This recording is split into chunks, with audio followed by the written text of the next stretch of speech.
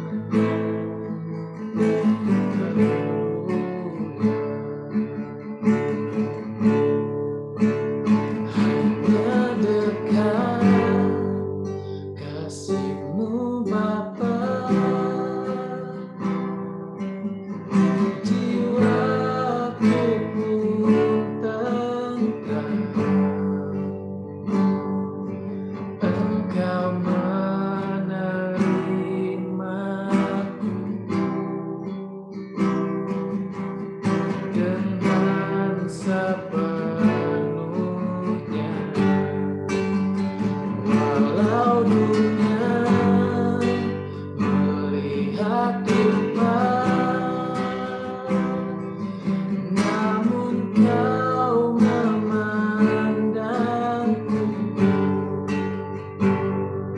sampai ke dalam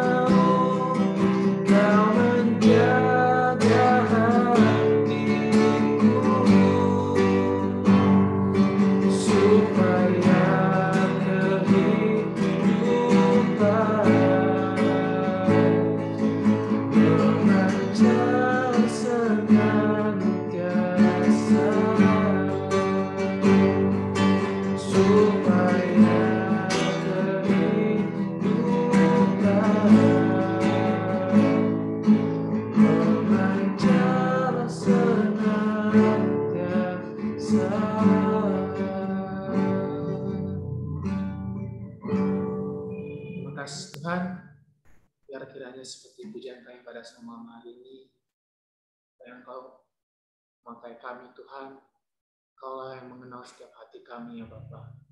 Kau pakai kami agar kami menjadi garam dan terang dunia Yesus, agar kami menjadi seorang berkat buat orang-orang di sekitar kami, dan kami menjadi terang dan memancar senantiasa. Terima kasih Tuhan, terima kasih. Kami akan mendengarkan kebenaran firman Tuhan. Kau berkati hamba-Mu yang kami menyampaikan firman Tuhan. Kau berikan hikmat daripada Tuhan. Kau rapi Tuhan Yesus. Biar kiranya kami juga sebagai yang mendengarkan, mampu memahami dan belajar untuk melakukannya dalam kehidupan kami Tuhan. Terima kasih Tuhan. Dalam nama Tuhan Yesus kami telah berdoa dan mengucap syukur. Haleluya. Amin. Waktu selanjutnya saya silakan kepada hamba-Nya yang menyampaikan firman Tuhan. Terima kasih yang memberkati kita. Ini adalah seri ketiga di mana tema kita bulan ini adalah tentang keluarga. Tema hari ini adalah Wise Father, yaitu Bapa yang bijaksana. Kita akan mendapatkan banyak berkat lewat kebenaran firman Tuhan hari ini. Bapak Pendeta Filipus Widianto yang akan menyampaikannya. Saya persilahkan Pak.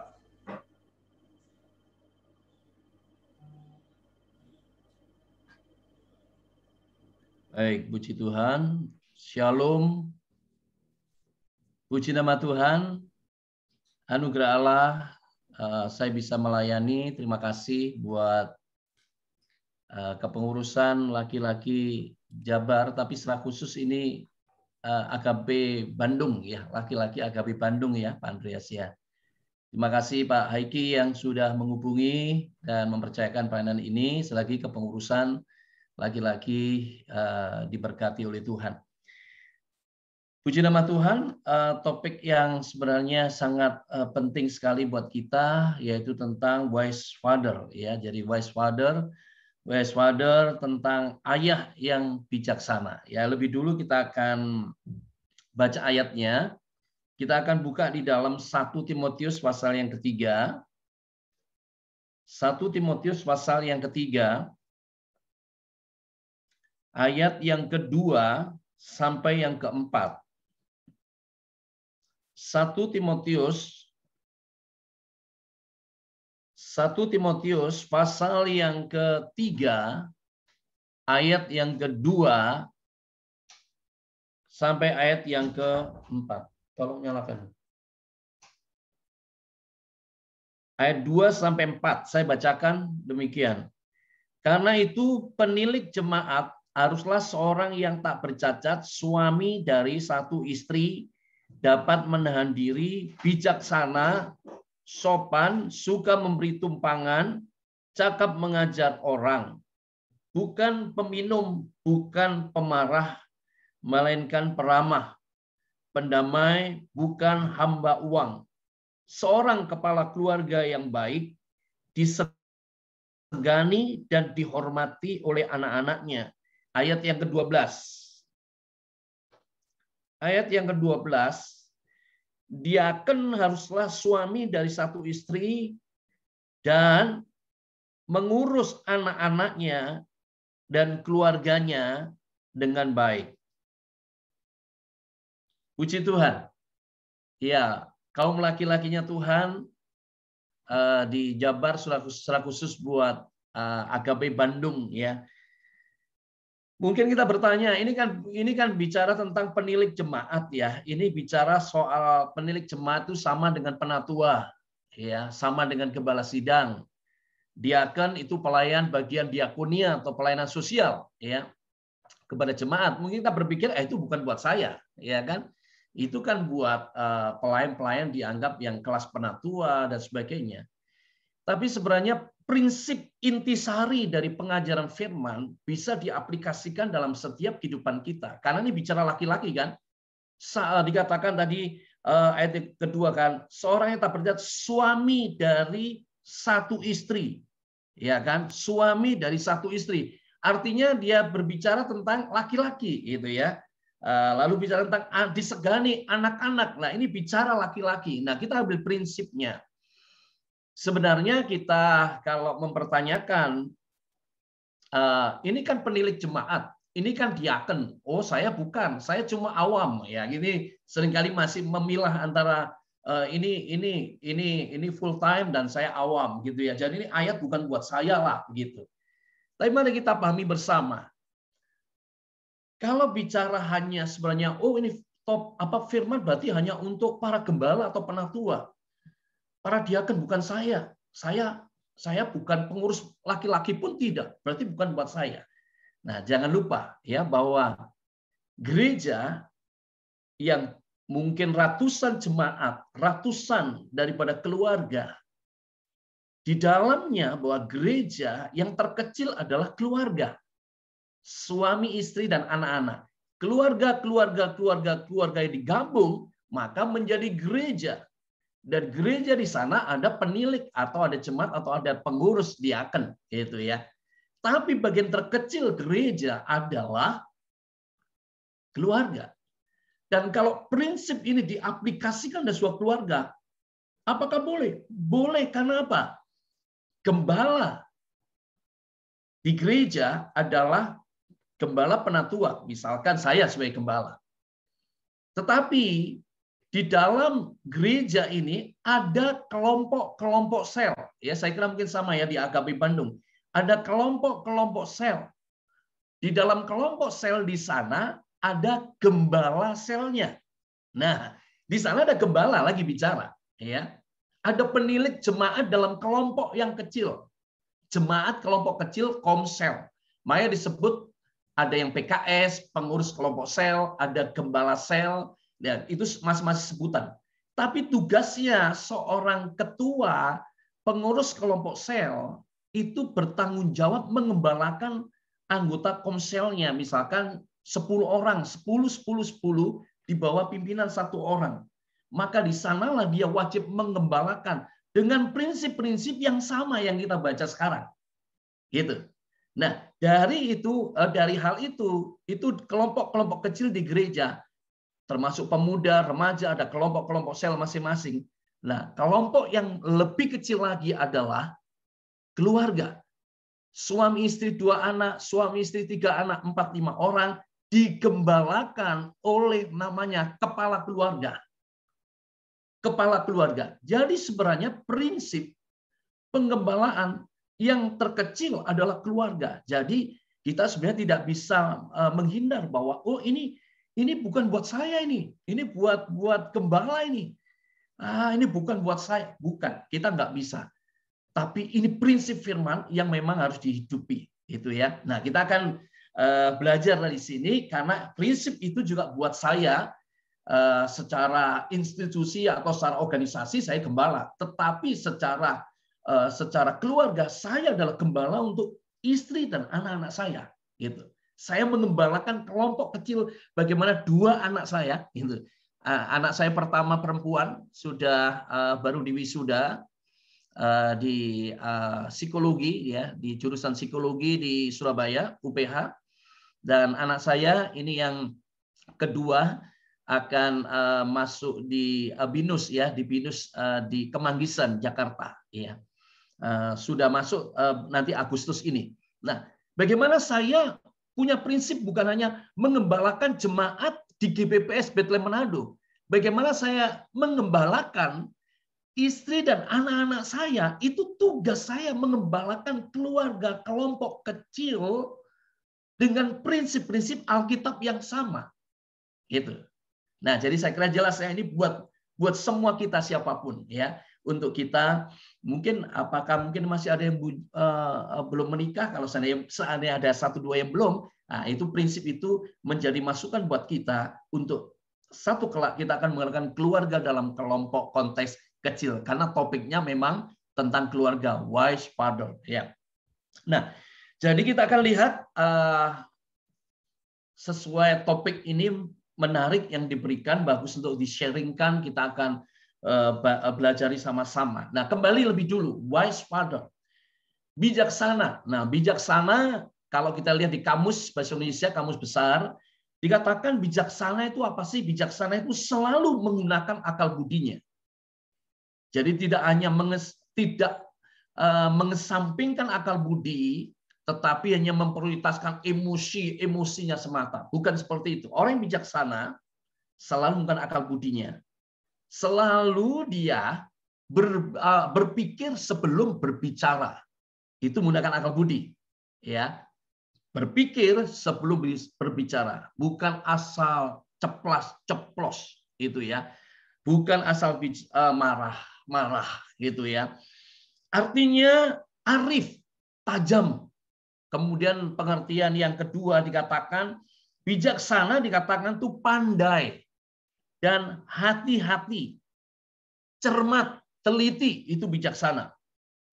Apabila menghadapi kesulitan-kesulitan, baik dalam bisnis, dalam konteks rumah tangga, persoalan anak, suami istri, dan lain sebagainya. Nah, dalam bicara hubungan antara ayah dan anak, ya, saya kira bapak-bapak di sini sudah ada yang mungkin punya cucu mungkin, ya. Jadi pengalaman sudah lebih banyak makan garam. Nah, dari situ kita bisa mempelajari bahwa selama ini kita harus akui bahwa seringkali ada hubungan ayah anak yang kita temukan di beberapa keluarga yang hubungan tidak harmonis. Hubungan ayah dan anak yang tidak baik. Dan seringkali yang kita dapatkan atau biasanya disebabkan karena pribadi dari ayah yang tidak bijaksana, gitu, ya. Sehingga ada gap-gap, ya, ada sakit hati yang nggak terselesaikan, ya, hubungan yang menjadi tidak lancar begitu, ya, tidak harmonis. Nah, sekarang kita akan belajar beberapa hal, yaitu bagaimana seharusnya kita sesuai Alkitab, seorang ayah itu harus bijaksana. Nah, kita akan lihat Bagaimana seharusnya supaya kita menjadi ayah yang bijaksana? Yang pertama adalah ayat yang ke-12 tadi. Ayat 12 tadi berkata, dikatakan suami dari satu istri dan mengurus anak-anaknya dan keluarganya dengan baik. Nah, kita mulai dari ayat 12. Mengurus anak-anaknya dan keluarganya dengan baik. Nah, yang pertama supaya kita menjadi ayah bijaksana adalah kita seorang ayah harus mengurus anaknya, anak-anaknya dan keluarganya dengan baik. Nah, saya diberkati dengan sebuah pemahaman kita hati-hati dengan saat ini yang namanya berhala kesibukan. Kesibukan-kesibukan di luar, kesibukan-kesibukan di pekerjaan, kesibukan-kesibukan bahkan di pelayanan. Seringkali kita dengan alasan rohani, kita sibuk di gereja, kita sibuk pelayanan. Tapi tahukah, seringkali sadar atau tidak sadar kita terjebak dengan sebuah berhala yang baru, yaitu berhala kesibukan. Makanya saya diberkati dengan pemahaman seperti ini. Sebenarnya semua Tuhan mengendaki aktivitas kehidupan kita. Yesus memang sumber satu-satunya harus ada salib di hati kita. Tapi bagaimana Tuhan mau istilahnya yang menjadi markas, yang menjadi pusat dan poros dalam kegiatan kita adalah sebenarnya adalah kalau di tengah itu keluarga. Jadi seperti misalkan kalau kita bola ya, ban mobil gitu ya. Ban mobil itu kan ada asnya. Asnya di situ tengah titik as itu harusnya keluarga. Jari-jarinya itu adalah bisa bisnis kita, pekerjaan kita, kemudian di sana itu bisa pelayanan. Lalu jari-jari yang mungkin ke atas itu adalah hobi kita. Jari-jari yang ke bawah itu adalah mungkin teman-teman kita. Bisa itu kerabat kita misalkan. Atau ada kebiasaan-kebiasaan dengan medsos dan sebagainya. Berbagai kegiatan itu sebenarnya harusnya kalau dibuat sebuah gambar, lingkaran tengah asnya itu harus keluarga. Baru jari-jarinya adalah pekerjaan, hobi, teman, pelayanan, dan lain sebagainya. Tapi yang menjadi pusat porosnya adalah keluarga. Selagi keluarga dalam konteks menjadikan Yesus sumber satu-satunya dalam kehidupan keluarga itu ya. Nah, kita menemukan beberapa terjadi masalah antara anak dengan seorang papa. Menjadi sebuah kepahitan, bahkan menjadi sebuah membuat anak ya, mungkin ini contoh ya. Contoh. Mungkin kaum laki-lakinya Tuhan pernah mendengar ya kesaksian dari Bapak Yulianto Simanjuntak ya. Jadi beliau seorang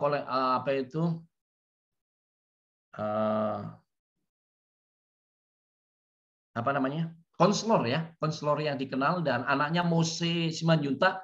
Karena itu sudah ada kesaksiannya di YouTube ya, di YouTube. Jadi itu bisa didengar dan bagus ya. Bagaimana beliau adalah seorang pembicara sebagai konselor yang 1 tahun bisa terbang 130 kali, kesaksian beliau ya. Diundang, terkenal, luar biasa. Bahkan dalam 1 tahun selain terbang 130 kali, itu pun beliau pembicara Pak Yulianto menolak pelayanan 100 kali. Menolak pelayanan dalam 1 tahun. Berarti luar biasa itu padatnya pelayanan. Nah, berapa kali dia pergi juga suami istri. Maka kesaksiannya, anaknya yang bernama Mose Simanjuntak, dia merasa bahwa papanya tidak urus anaknya. Papanya hanya urus pelayanan. Fokusnya tadi, poros tadi. Porosnya bukan keluarga. Tapi tadi misalkan asnya di tengah, ya kan? Misalkan as di tengah, ini keluarga. Maka yang jari-jari tadi pelayanan, pekerjaan dan sebagainya, maka bergeser. Keluarganya dikeluarkan dari poros, taruh di pinggir. Lalu yang di pinggir ditaruh di tengah. Ya, jadi tertukar. Maka yang di yang di tengah menjadi bukan keluarga, tapi yang di tengah menjadi pelayanan. Keluarga dipinggirkan. Yang utama adalah pelayanan. Wah, rohani, iya kan? Tuhan. Tapi yang terjadi, kesaksian itu bisa diklik di YouTube ya. Kalau sudah yang pendengar atau yang belum ingin mendengar itu bagus. Akhirnya dia menjadi seorang ateis. Dia tidak suka dengan papanya. Betapa sebuah penderitaan yang berat waktu seorang pendeta, seorang konselor, anaknya akhirnya murtad, jadi ateis. Tidak percaya. Terikat dengan game online selama 6 tahun. Dan depresi berat. Karena apa? Karena terjadi sebuah kepahitan dengan papanya. Nah, cerita singkatnya.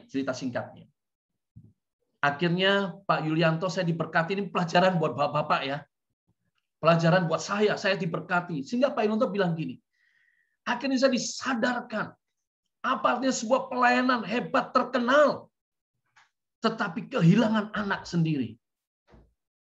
Lalu dia ambil keputusan, dia mulai mengurangi jadwal pelayanan dan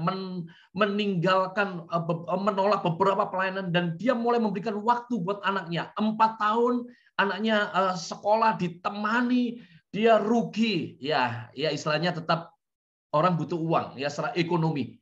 Pak Yulianto bilang, saya bisa meninggalkan pelayanan yang begitu padat, kalau dihitung secara ekonomi, ratusan juta saya kehilangan uang. Tapi saya sadar bahwa ternyata semua tidak ada artinya. Dia tinggalkan, lalu dia tinggal bersama dengan anaknya. Dari kota Jakarta pindah ke sebuah kota yang lebih kecil karena anaknya sekolah di sana. Dia temani 1 tahun, 2 tahun, 3 tahun, 4 tahun. Akhirnya terjadi rekonsiliasi. Waktu itu anaknya mulai disadarkan. Dan anak itu mulai bisa bagaimana papanya mulai memberikan waktu, mengurus anaknya, memperhatikan anaknya. Tadi poros yang keluarga itu, yang tadi sempat disingkirkan di pinggir, ke jari-jari di pinggir, dikembalikan di tengah. Keluarga. Dan waktu dia mulai memperhatikan keluarga, apa yang terjadi, maka anaknya itu akhirnya dijamah Tuhan. Akhirnya dia bisa menerima papanya. Papanya bisa menerima Moses sekalipun dia ateis. Lalu Mose bisa dengan papanya, dan setelah itu Mose bersaksi. Saya dengar kesaksiannya, dia berkata, lalu waktu itu saya bisa menerima Tuhan dalam diri saya. Ingat, figur papa yang harus bijaksana ternyata memberikan impact, membuat anak bisa mengenal Bapa di surga. Penerimaan papanya atas dirinya membuat dia bisa menerima Bapa di surga lewat Yesus Kristus. Akhirnya dia kuliah di Amerika, dan dia menjadi anak yang berhasil, dan dia mulai kesaksian, pelayanan, pengalaman bagaimana dia dipulihkan dari depresi berat, keterikatan adiktif untuk game online, dan dia menjadi seorang ateis, benci kepada orang tuanya, dan dia dipulihkan. Nah, kita melihat bahwa ternyata kita nggak bisa anggap enteng. Kita berkata begini, Papa sibuk buat kamu, nak, gitu ya. Papa kerja banting tulang buat kamu, nak. Papa bisa waktu buat kamu, nak. Tapi tahukah bahwa kebutuhan anak bukan hanya uang. Kebutuhan anak bukan hanya dikasih fasilitas. Ini mobil, ini kebutuhan apa? Kuliah, kasih uang. Ini fasilitas semua aku sediakan. Memang perlu. Tapi bukankah seorang ayah yang bijaksana tahu bahwa kebutuhan anak bukan hanya sisi materi, tapi harus mengerti kebutuhan anak secara holistik, secara keseluruhan kebutuhan anak. Anak memang perlu kebutuhannya tercukupi. Tetapi anak membutuhkan figur papa hadir di rumahnya, di hatinya. Kebutuhan holistik bukan hanya materi atau secara fisiknya, kebutuhan makan minumnya, tetapi bagaimana memenuhi kebutuhan jiwa dari seorang anak. Pikiran, perasaan, kehendak anak itu perlu ada satu ekspresi dengan papanya. Bagaimana seorang figur papa itu, anak ingin diskusi dengan papanya. Dia ingin bercerita banyak dengan papanya, tetapi dia nggak mendapatkannya. Karena papanya terbang terus, sibuk terus. Dan apa yang terjadi? Akhirnya anaknya, dia cari. Bagaimana anaknya cari, bagaimana dia berkomunikasi terus akhirnya dengan game online. Itu menjadi pelariannya. Dan menjadi orang yang terikat. Ayah yang bijaksana adalah ayah yang bukannya memikirkan yang penting, aku cukupi kamu. Mau perlu apa kamu? Papa kasih. Tapi ada kebutuhan jiwa yang harus dipenuhi. Bagaimana anak itu membutuhkan ada sharing, tukar pikiran, bercengkrama dengan papanya. Seorang figur papa, kehadiran seorang papa dalam diri anak nggak bisa diwakili hanya nih mobil, ini kamu mau sukses S1, S2, S3, ini saya kasih. Tapi bagaimana papanya harus bertanggung jawab juga bahwa jiwanya anak ini perlu diisi juga, bukan hanya kebutuhan secara materi saja. Kebutuhan rohaninya dan seterusnya, nanti kita akan kebutuhan rohani kita akan bahas di bagian bawah. Secara keseluruhan, ayat yang bijaksana adalah ayat tadi berkata mengurus anak-anaknya. Nah, hati-hati dengan berhala kesibukan. Yang kita urus pekerjaan kita. Habis dari pekerjaan kita bilang ini, kita ngopi lah di kafe, capek ya kan, di perusahaan, penat pikiran. Kita dengan teman-temannya, biasa kan laki-laki suka ngopi, suka ngobrol, ya kan. Pulangnya jam 10 malam. Pulang jam 10 malam, sudah capek, lelah. Habis energi di luar sana, di rumah tidak kebagian. Yang datang di rumah, yang datang hanya marah-marah saja. Tidak mau ngomong. Jadi semua rasa seperti apa artinya kehadiran papa kalau cuma begini, iya kan? Seperti ada orang tapi nggak hadir dalam hati seorang anak. Nah, jadi maksudnya baik ya, seorang ayah itu kerja keras itu harus, itu keren banget. Tapi jangan lupa, jangan sampai kita mengejar untuk hal-hal untuk materi, tetapi melupakan ya esensi dalam kebutuhan anak. Nah, kita melihat bahwa dalam Matius pasal yang ke-22. Matius pasal yang ke-22.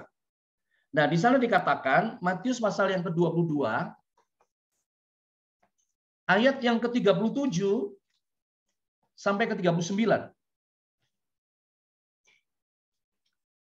Saya bacakan Matius 22 ayat 37 sampai 39.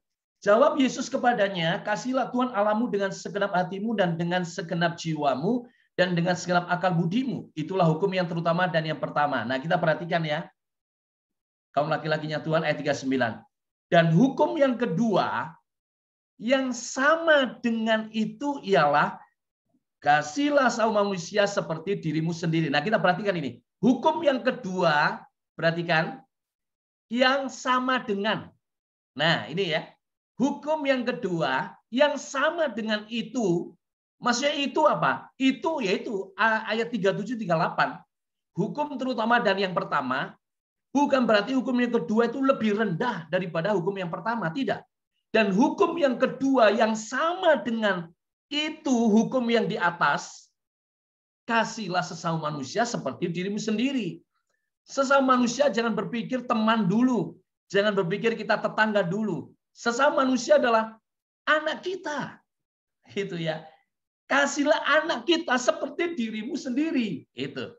Nah, jadi kita para ayah, kita diingatkan bahwa ternyata jangan sampai kita berpikir ya.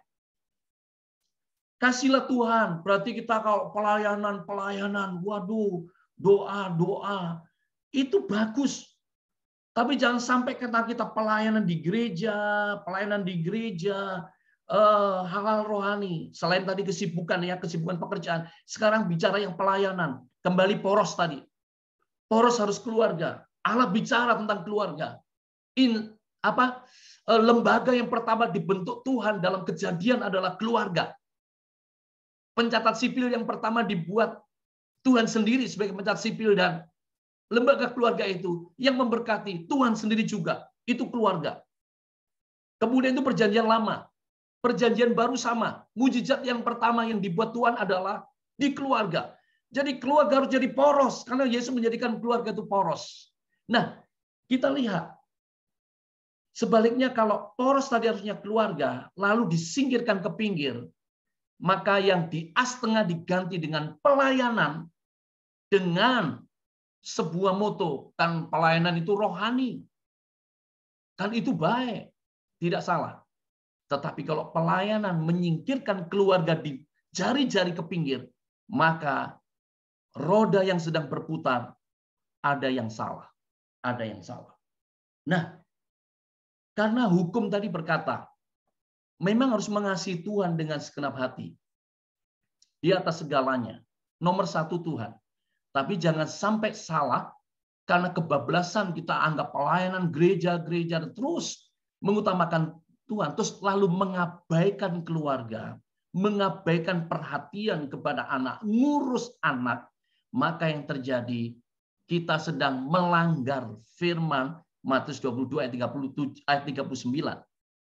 Karena ternyata hukum yang pertama dengan segenap hati mengasihi Tuhan, dan hukum yang kedua sama dengan, kalau matematika itu bilang gini kan, 2 tambah 2 sama dengan 4. Artinya hukum yang pertama dan hukum yang pertama dan yang kedua, kanan dan kiri, 2 tambah 2 sama dengan 4. Berarti kiri dan kanan itu sama. Cuma yang di sebelah kiri dibagi. Ada 2 angka, 2 tambah 2. Sama dengan 4. Tapi sebenarnya jumlahnya sama. Nah, hukum yang pertama mengasihi Tuhan dengan segenap sama dengan hukum yang kedua ini sama. Makanya kalau benar kita laki-laki yang bijaksana, kalau kita cinta Tuhan, kalau kita mengasihi Tuhan di atas segalanya, itu bisa dilihat ayah yang bijaksana itu berarti dia mengasihi anaknya seperti dirinya sendiri. Dia mengurus anaknya dengan baik. Tadi kan ayat 12, mengurus anak dan keluarganya dengan baik. Jangan sampai terjebak dengan berhala kesibukan lalu mengabaikan. Nah, jadi kita melihat ayat tadi juga dalam ayat yang ketiga. Ayat yang ketiga juga berkata, ayat yang ketiga, bukan hamba uang. Nah, sebagai ayah yang bijaksana dikatakan, ayat ini berkata, bukan hamba uang. Artinya begini, laki-laki harus kerja keras. Laki-laki harus ekstra karena mencuri kebutuhan keluarganya, harus. Tapi dalam konteks digaris bawahi, bukan hamba uang. Kalau tuan atas uang boleh. Kalau budaknya uang salah. Sehingga diperbudak uang siang malam. Melalaikan anaknya. Melalaikan untuk kebersamaan dengan anak. Dengan keluarga. Nah, ini tidak bijaksana. Tidak bijaksana. Nah, ayah yang bijaksana berarti dia bisa mengatur dengan baik. Dan kita tentunya, saya yakin ini laki-lakinya agape ini orang-orang yang setia melayani Tuhan. Tapi jangan lupa, pelayanan kita Tuhan itu sangat bagus. Tapi pelayanan Tuhan yang kita nyatakan dalam pelayanan kita bidang apapun, itu nomor satu, dirasakan oleh keluarga. Ya, harus keluarga. Jangan sampai di gereja, orang diberkati luar biasa, tapi di rumah kita justru menjadi, bukan jadi berkat, tapi sebaliknya bagi keluarga. Bikin ribut, lalai, memperhatikan, tersinggung, janji nggak ditepati, dan lain sebagainya. Nah, saya kira ini bagian pertama, jadi adalah bagaimana ayah yang bijaksana mengurus anak dan keluarganya dengan baik. Kemudian yang kedua,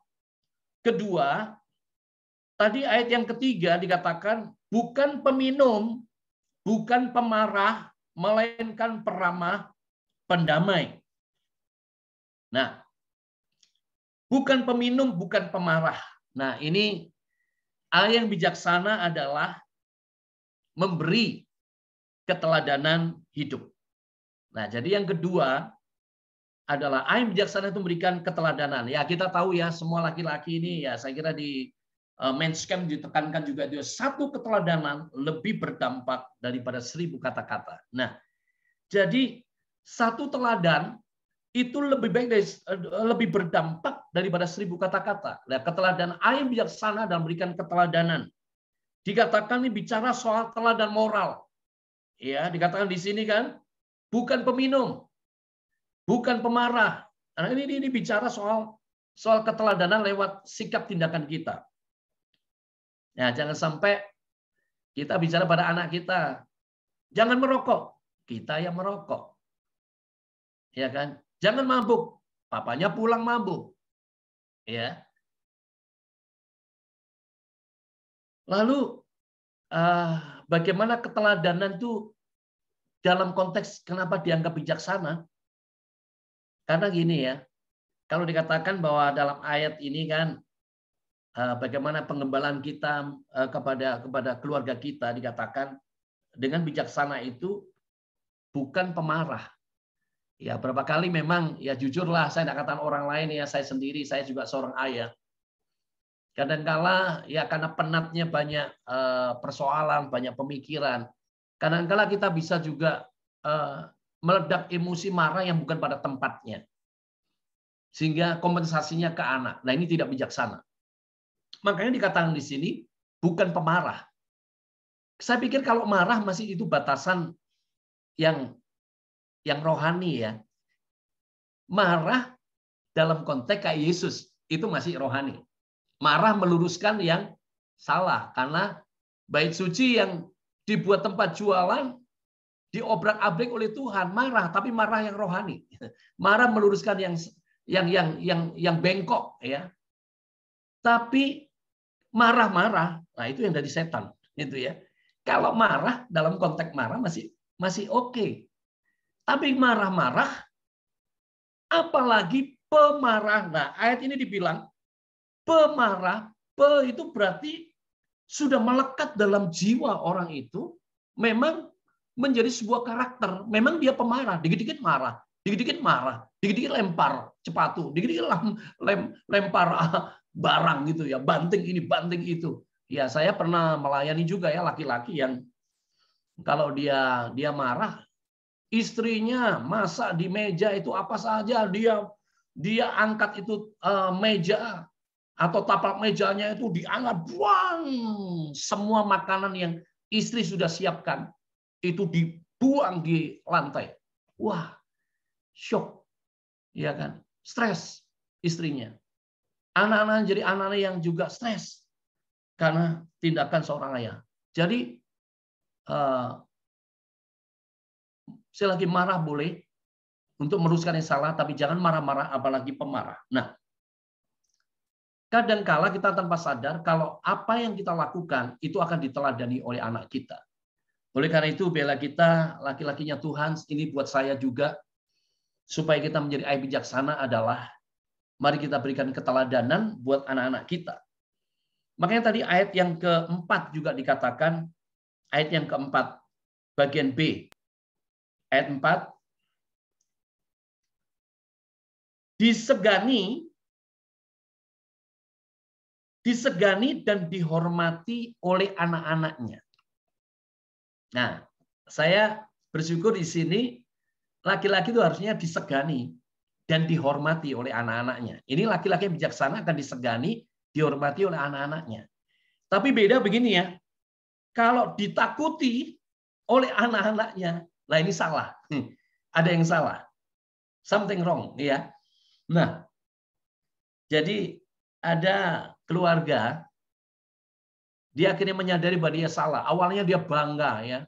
Jadi kalau seorang ayah pulang dari kantor, dari pekerjaannya, begitu pulang ke rumah, waduh, anak kesatunya, anak kedua, ketiga, begitu papa pulang, wah mereka tadi main-main di luar. Begitu papanya pulang, ya masing-masing masuk kamar, masuk kamar, ya diam. Awalnya seorang ayah bangga seperti itu. Kadang-kala malah kalau ayah pulang ke rumah, bukan hanya anak yang masuk kamar, anjingnya pun masuk di bawah kolong meja. Karena apa? Takut. Pemarah ini, pemarah. Wah, luar biasa. Nah, awalnya seorang orang tua yang model begini, dia bangga, aku ditakuti anak-anak. Padahal firman Tuhan bilang, kalau kita ditakuti anak-anak, itu salah. Ada something wrong, ada sesuatu yang harus dibenahi dalam hidup kita. Yang benar seorang yang bijaksana adalah dia disegani, dihormati. Anak tidak takut, anak senang dekat, anak senang sharing dengan papanya. Anak bisa suka peluk dengan papanya atau bercengkrama, bergurau. Orang Manado bilang bagus sedu ya, bergurau dengan orang tuanya. Tapi kalau papanya memang pemarah, dikit-dikit naik darah, naik pitam. Nah, jadi akhirnya anak jadi ketakutan. Nah, ada kebanggaan ayah-ayah tertentu yang seperti ini, kebanggaan yang tidak sesuai firman. Nah, firman mengatakan disegani. Nah, kemudian selanjutnya karena waktu, nah selanjutnya yang ketiga, ayah bijaksana. Bagaimana seharusnya menjadi ayah bijaksana? Yang ketiga adalah ayah bijaksana adalah perkataannya itu bisa dipercaya. Nah, mari kita renungkan ya, ayah-ayah, kaum laki-lakinya Tuhan, pernah nggak perkataan kita ngomong A, tapi kenyataannya B. Kita ngomong C, tapi kenyataannya itu D. Perkataan kita cocok enggak dengan yang sesungguhnya? Nah, perkataan kita harus bisa dipercaya. Misalkan janji. Tadi saya singgung sedikit ya, janji yang ditepati. Kita akan berlibur tahun ini di mana? Ya. Nah, jadi nanti bulan Agustus saya akan sudah bercerita dengan keluarga. Saya akan pulang ke Surabaya. Jadi tentunya dengan protokol ya, gitu ya. Tapi karena memang orang tua sakit ya, sudah 1 tahun lebih ya. Jadi menjenguk ke orang tua, tapi sekaligus ya bersama satu keluarga, suami istri 2 anak, untuk kita bisa refreshing lah sebentar gitu. Dan itu perlu kesepakatan refreshing, berlibur bersama dan makan bersama. Saya dari kecil 2 anak, biasanya seminggu sekali 2 kali keluar, kita bisa menikmati makan bersama, bercengkrama bersama, jalan bersama. Nah, pernah saya tanya kepada anak-anak saya, coba ada nggak, tolong Papa diingatkan, ada nggak janji-janji Papa yang Papa belum penuhi? Coba kasih ingat, kadang-kala Papa bisa lupa. Mereka mikir-mikir, oh nggak ada sih Pak. Jadi artinya saya minta terbuka, dikoreksi kalau seandainya ada janji yang nggak ditepati. Anak biasanya terluka dengan janji lalu diingkari. Nah, jadi perkataan, kecuali ya kalau saya ada halangan, rintangan, saya lupa, gitu ya, dengan janji itu saya biasanya tidak segan-segan, saya selalu berkata pada anak, Papa minta maaf, sorry, gitu ya. Dan ini memang ayah yang bijaksana, kita diajar untuk tidak segan-segan berkata sorry kepada anak sekalipun salah. Ya seringkali ada pemahaman beberapa ya, seorang ayah gengsi kalau minta maaf. Iya kan? Dia bilang, anak buat apa Papa minta maaf? Gitu kan? Kalau anak salah minta maaf, Papa nggak perlu minta maaf. Nah, ini ayah yang tidak bijaksana. Itu artinya ayah yang cuma bijaksini, gitu ya. Makanya nggak salah bahasa Indonesia itu bijaksana. Jadi jangan hanya bijaksini terus ya.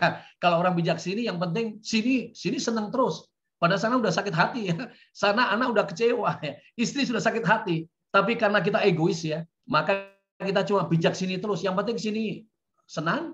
Yang penting saya maunya gini, mau apa? Saya kepala rumah tangga mau apa? Ya itu namanya bijaksini. Iya ya. Makanya benar bahasa Indonesia bijaksana. Jadi sini senang, sana juga senang. Jadi titik tengah, yaitu bijaksana. Tadi ya, memakai akal budi, arif, itu bijaksana. Nah, jadi perkataan kita bisa dipercaya, janji kita tepati.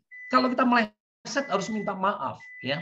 Jadi perkataan kita adalah perkataan yang memang bisa dipercaya. Itu laki-laki harus dipegang perkataannya. Ayah itu dipegang, karena kalau tidak ada perkataan yang nggak bisa dipercaya. Papa ya, orang Manado bilang baleo itu suka ngomong bohong, tipu, nggak bener papa itu, gitu. Nggak berani bicara depan kita, tapi di belakang mereka bisa bicara atau di hatinya melekat bahwa papanya itu suka bohong, gitu.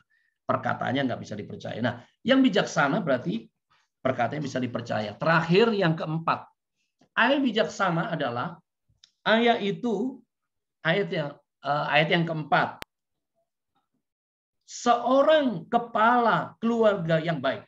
Nah, seorang kepala keluarga yang baik. Nah, laki-laki bijaksana adalah dia menjadi seorang kepala keluarga yang baik. Nah, keluarga yang baik, menjadi kepala keluarga yang baik adalah melibatkan anak-anaknya. Yang keempat, dia harus memimpin sebagai kepala keluarga. Saya selalu tekankan ini di mana-mana ya. Harus membangun misbah keluarga yang tidak pernah berhenti. Sejak menikah sampai sekarang, hampir tidak pernah putus. Saya sudah menikah tahun 98 ya. Saya menikah berarti berapa ya? 23 tahun ya.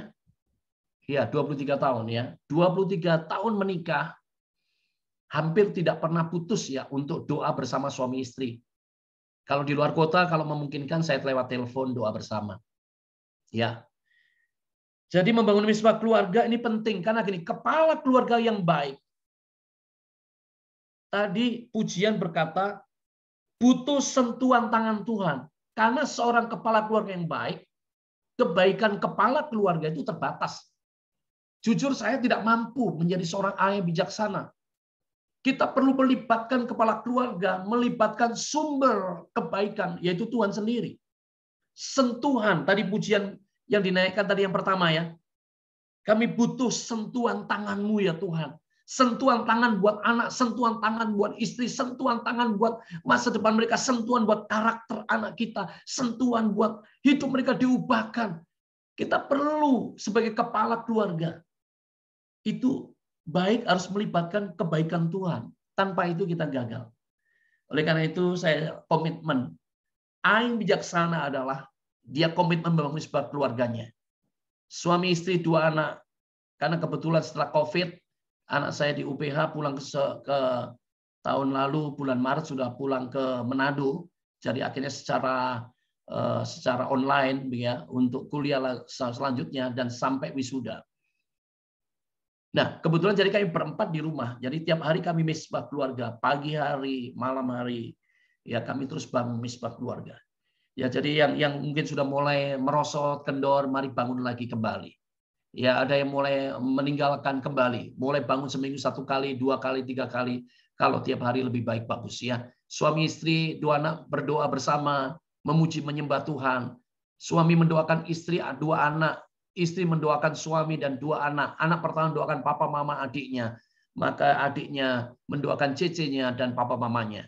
Membaca firman Tuhan pagi biasanya 2 pasal, malam 2 pasal. Dan kami baca firman. Ambil ayat tertentu yang menjadi berkat. Dan kita baca kembali 2 kali kita. Dan itu menjadi sebuah berkat bersama. Dan selalu kita doakan. Nah, karena apa? Kita menyadari kepala keluarga yang dikatakan, dia akan membangun misbah keluarganya. Makanya ingat bahwa Yosua kan berkata, aku dan keluargaku, aku akan beribadah kepada Tuhan. Dia komitmen, aku dan keluargaku, kepala rumah tangga yang baik, dia membangun misbahnya kepada Tuhan. Ayub tiap pagi bangun pagi, lebih dulu dari istri anak-anaknya. Maka dia membangun misbah tiap hari dikatakan. Nah, ada satu keluarga yang kalau pagi, ya istrinya bilang, ya, kami sudah menyembah, istrinya sudah menyembah, udah mungkin menyembah bahasa roh, suaminya masih mengorok. Ya, jadi seorang kepala keluarga yang baik, seorang ayah yang baik adalah dia membangun misbah keluarganya. Dia kepala rumah tangga, dia membangun, seorang imam membangun keluarganya. Karena tidak ada yang baik dari kita bisa menjagai anak-anak kita. Tapi hanya kebaikan Allah yang bisa menjagai buat keluarga atau khususnya anak-anak kita. Saya bersyukur ya dengan misbah itu menjadi sumber inspirasi, sumber kekuatan rohani, sumber pertolongan, ya sumber penyelesaian konflik, persoalan, perbedaan-perbedaan banyak ya, baik antara suami istri maupun juga anak dengan orang tua, ayah seringkali ada. Tapi misbah membuat semua menjadi sebuah titik temu penyelesaian yang baik. Ya, jadi kita bersyukur 4 hal ini mari kita renungkan bersama. Wise father, jadi ayah yang bijaksana, seorang bapak yang bijaksana. Bagaimana supaya menjadi ayah bijaksana sesuai konteks firman Tuhan? Yang pertama adalah mengurus anak dan keluarganya dengan baik. Keluarga diurus menjadi poros. Karena Tuhan pun memperhatikan keluarga. Jangan dibalik. Yang diurus adalah justru karena kesibukan dalam pekerjaan atau pelayan lain. Dan keluarga disingkirkan di pinggir. Salah. Keluarga harus menjadi poros. Keluarga Yesus segalanya, tetapi keluarga menjadi poros dari kegiatan-kegiatan yang lain. Kemudian yang kedua tadi, memberi keteladanan. Ayah bijaksana memberikan keteladanan. Keteladanan moral, keteladanan dalam kesetiaan, dalam integritas. Ya, kita memberikan keteladanan. Satu teladan lebih berdampak dari 1000 kata-kata. Kemudian bagaimana perkataan laki-laki dari seorang ayah yang bijaksana adalah perkataan yang bisa dipercaya. Ya, kalau papa bilang ya, ya, kalau tidak, tidak. Jadi jangan bilang ya padahal kita berdusta. Itu tidak bijaksana. Kemudian yang terakhir adalah ayah bijaksana adalah membangun misbah keluarga. Puji Tuhan, saya serahkan kembali kepada moderator atau pada pemimpin. Saya serahkan. Wow, luar biasa. Terima kasih Pak Filipus buat berkatnya. Sama-sama. Hari ini menjadi ayah yang bijaksana, ini menjadi kekuatan buat kita. Ini karena ini kebanyakan dari kita ini sudah berkeluarga, sudah menjadi ayah, tapi ada juga yang masih single, ada juga yang belum berkeluarga. Tapi ini bisa menjadi pelajaran yang berharga buat kita membangun, membentuk keluarga kita dengan lebih baik lagi. Dan yang terakhir tentang mesbah keluarga juga, ini juga sangat jadi berkat Pak Filipus buat kita. Jadi sesuai dengan tema kita keluarga, memang materi komsel kita juga salah satunya bagaimana kita membangun mesbah dalam rumah tangga kita, membangun keluarga. Mungkin ada yang belum, ada yang kesulitan dan segala macam. Kita bisa sharing hari ini. Atau mungkin juga nih di antara bapak-bapak ataupun rekan-rekan prianya Tuhan juga ada hal-hal yang ingin ditanyakan supaya kita mulai memulihkan kembali keluarga yang sedang dalam pergumulan ataupun memperkuat kembali jalinan hubungan antara ayah dengan anak. Boleh mempersiapkan diri dengan membuat message lewat chatting juga atau menyampaikan langsung. Sambil mempersiapkan, Pak Filipus juga beristirahat sebentar, kita akan dengarkan satu pujian. Biar ini jadi pujian kami dan janji kami di hadapan Tuhan. Untuk selama-lamanya, kami dan keluarga kami Tuhan, rindu untuk terus melayani Engkau. Tak ada yang dapat memisahkan kami dari kasih-Mu. Gelombang badai mungkin boleh datang dalam hidup kami, namun kuasa-Mu Tuhan sanggup memulihkan hidup kami.